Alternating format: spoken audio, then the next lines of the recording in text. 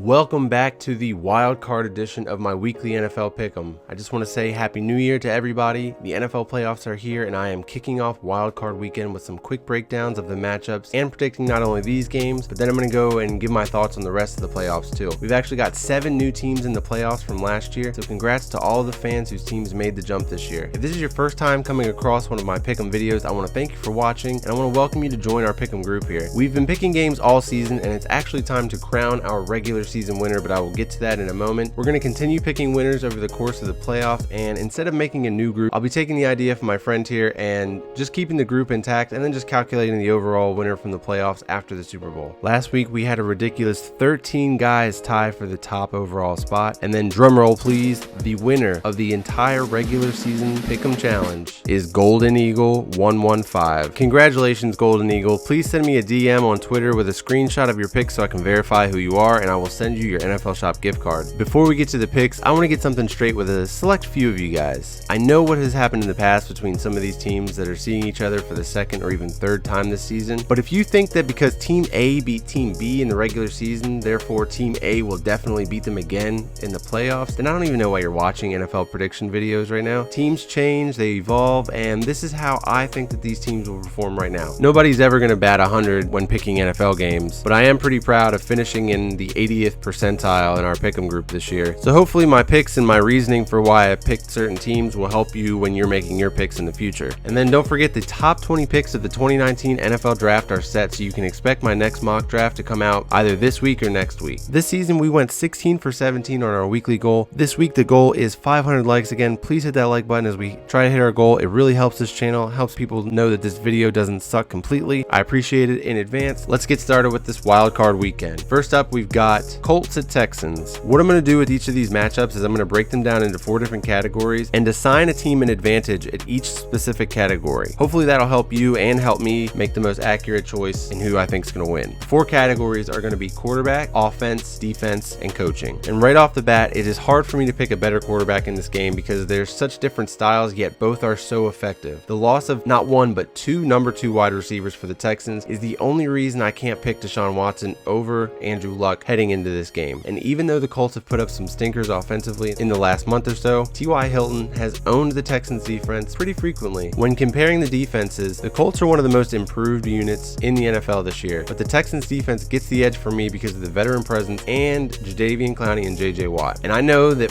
Frank Reich is the flavor of the week as far as coaches go, but Bill O'Brien has been doing it for years, and he also brought his team back from 0-3 hole to start the season. The playoffs are a different game, and I like his experience here to give him the edge. I think that the loss of Demaryius Thomas is huge, and I don't think that this is the same Texans team I started hyping up about a month ago, but I can't waver on them now. This is probably the game that I feel the least confident about of all the games on Wild Card Weekend, yet could have the biggest impact on the AFC playoff landscape because if the Texans win, they go on to play the Patriots, but because the NFL reseeds, if the Colts win, they go on to play the Chiefs because the number 1 seed always gets to play the lowest remaining seed. So I'm rolling with the Texans, but like I said, I don't feel confident about it. Texans win 31-28.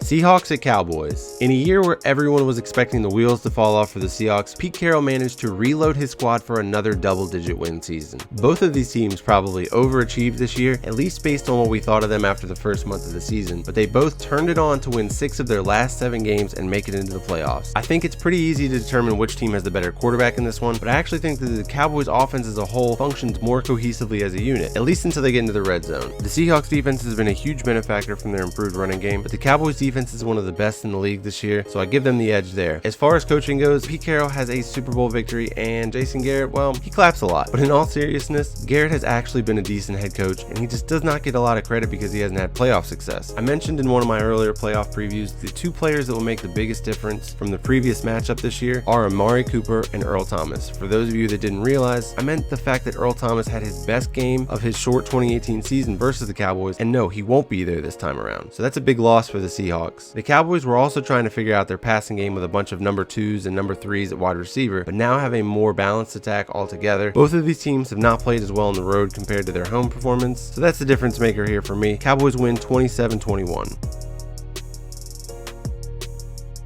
Chargers at Ravens. The Ravens traveled to LA a couple weeks ago when it became apparent that they would realistically be able to win the division, and you saw a very motivated squad out there from the very first play, literally. The Chargers were coming off a huge win against the Chiefs and had one of those letdown moments that they've become kind of infamous for over the years. Breaking this matchup down, the Chargers clearly have the better passing quarterback, but Lamar Jackson has exceeded even my expectations as a rookie, and he's barely even scratching the surface yet as a passer. While the rushing attack for the Ravens has been historic, they lack the downfield passing attack. This would be the first time that a team has had a second look at their new run-heavy offensive scheme, and the Chargers defense has the personnel capable of shutting a run game down like this. If Melvin Gordon can be unleashed again like he was for a majority of the season, this Chargers offense is really balanced. Hunter Henry might be making his return from a torn ACL back in the spring, but I think it's unfair to place any kind of high expectations on him due to the nature of his injury and the quick turnaround. But if by some medical marvel he is legit ready to go, this Chargers team just might win the whole damn thing. Chargers win 33-24.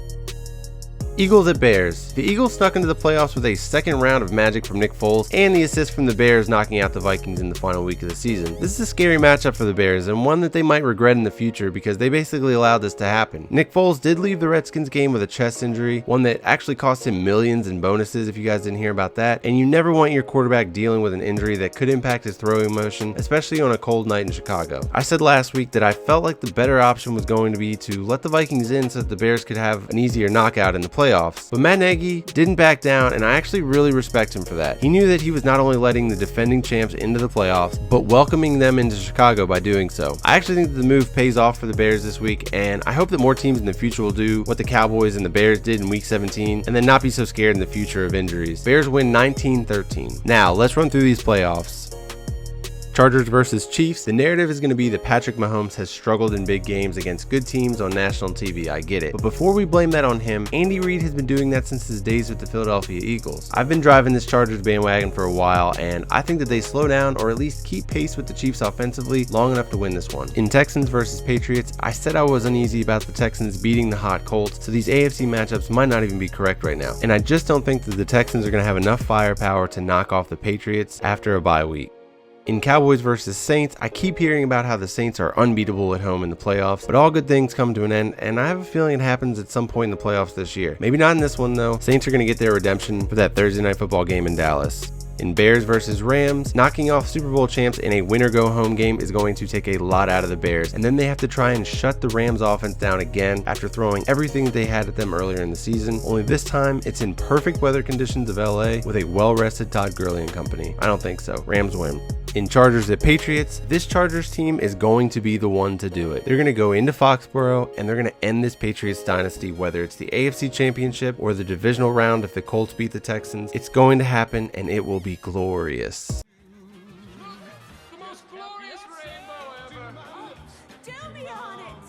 Do me a favor and hit the dislike button on a salty Patriots fan in the comments for me.